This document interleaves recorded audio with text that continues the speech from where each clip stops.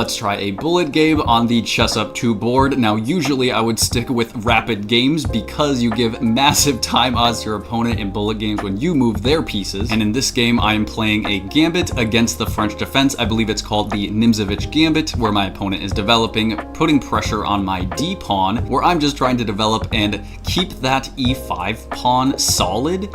And then with my queen out on G4, I am locking up their bishop on the F8 square. Okay, I castle here, and my opponent has some serious pressure. I am always going to be worried about my king's safety along that F diagonal, but then I start getting aggressive by pushing my H pawn up the board, and I believe here I am down around 30 seconds. I probably have 20 seconds left to make every move. Now, thankfully, in this position, my opponent takes a little bit of a think.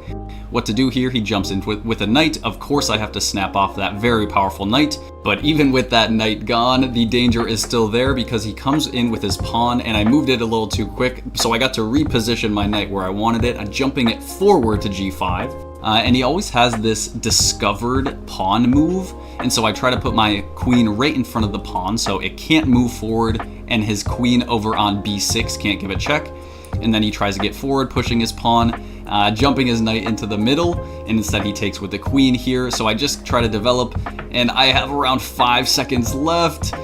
He's getting all of his pieces ready. I'm just trying to develop here, and I have ticking down on my clock. I believe I have about 1 second left. He takes, giving up the queen here, but it's not in time, and I lose on time.